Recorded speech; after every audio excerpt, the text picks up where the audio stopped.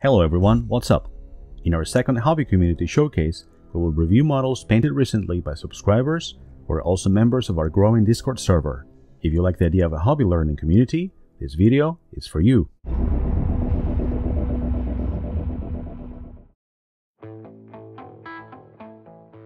Our last community showcase opened with another Blackshields tank by Rick, and I thought it would be nice to make this a kind of tradition. Like the awesome Predator tank he painted last time, this Spartan has a sinister, menacing look. Rick explains that he had actually painted the Spartan over a year ago, but decided to add some more weather into it after watching some of my videos and also talking to others in our Discord. In particular, he added streaking effects, rust pigments, and he also completely redid the tracks. Rick's amazing work is plain to see both in the worn, chipped black base coat, which has a lot of tonal variation, and in the effects that he added later. The tracks and realistic rust deposits are some of the best I've seen in any Heresy model. The attention to detail in elements like the last cannon burn effects or the decals is also second to none, but I would stress Rick's eagerness to experiment and try new things, which is what this channel is all about.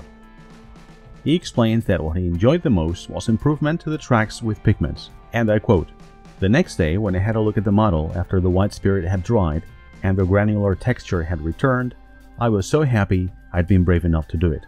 He then adds, "The encouragement and support of Enrique and fellow weatherers on the Discord has been a real inspiration. No harsh egos, no superior attitudes, no gatekeeping, nothing but enthusiasm and encouragement, and the perfect forum for me to gain confidence." Well, Rick, while I agree, I think it has to be said that you've been instrumental to the Discord becoming such an energetic, positive community. You're constantly helping others and offering me valuable advice, so thank you very much.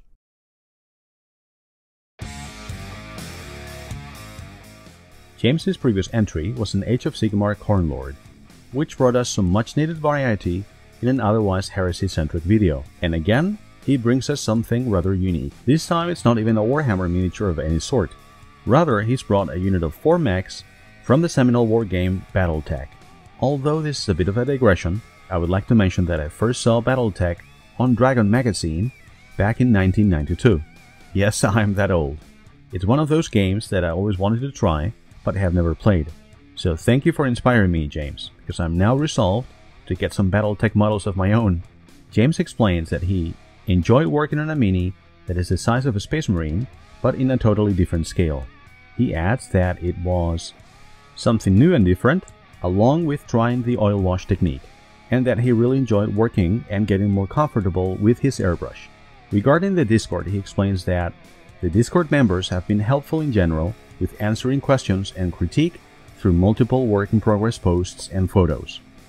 I think the muted, chipped, military-style colors James chose for his mechs are very fitting for this subject. Like Rick before, James was trying new techniques and products with this project, which is what this is all about. I happen to know that James has been working on some 40k Ogryns, but also has other projects in the pipeline. So James, what are you bringing us next time?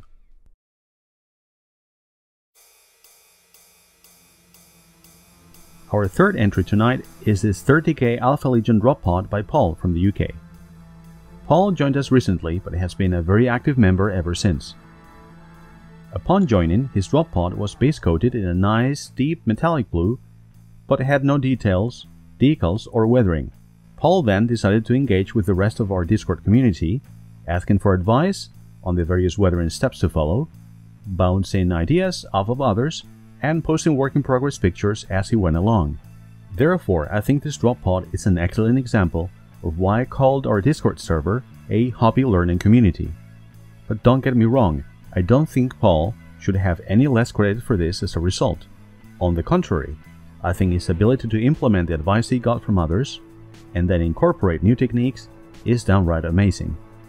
In terms of the paint job, I would stress the chipping on the one hand, and the contrast between glossy and matte surfaces on the other. Seeing weathering effects like these on Alpha Legion models is refreshing, as most 20th Legion paint jobs I see these days tend to focus more on highlights than overall realism. I think Paul has proven that it is in fact possible to take a candy blue finish and then apply weather into it in a tasteful, naturalistic fashion that takes the model to the next level. Paul explains that the most important lesson for him was, and I quote, "having the bravery to try something new and have fun with it." Regarding our Discord server, Paul added that the community are amazingly helpful. One, to try different finishes of paint, gloss on the metal chassis, matte in the scorching to add tonality, and they gave me the confidence to just go for it. Well done, Paul, and we're looking forward to your next entry.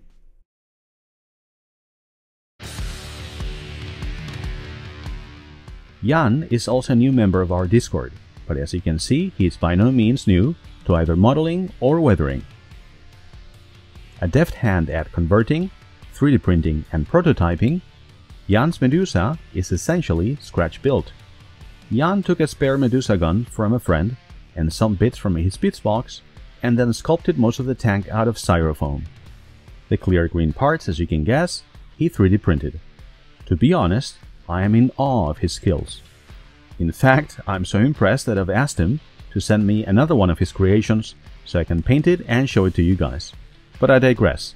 In terms of painting and weathering, you can see that he's gone for a traditional, gritty Sons of Horus scheme with quite a bit of chipping and a striking use of graphite pencils to create the effect of exposed metal. Jan explains that my history of the Forge World style of painting video awoke in him, and I quote, "the need to paint vehicles without any edge highlights. Without those, the model looks more realistic and grittier." He adds, "Funnily enough, I'm used to painting no edge highlighting on historical models. On 30K or 40K, it's just so ingrained." Well, Jan, that is really cool to hear. I agree with you, of course, and this tag is a good example of what can be achieved with the Forge World style.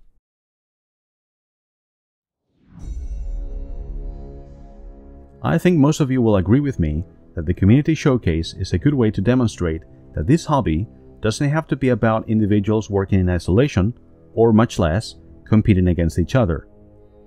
In fact, we all do our best work when we can have inspiration, advice, and support from other modelers. With that in mind, I have decided to make this a monthly episode at the Risk for Terra. So, if you're already a subscriber and you would like to join our growing Discord community, just drop me a line at riskforterra@gmail.com. As Rick stated above, we are all about the hobby, not about gatekeeping. So, if you like the idea of a hobby learning community, subscribe now. And remember, in the grim darkness of the 31st millennium, there is only weathering.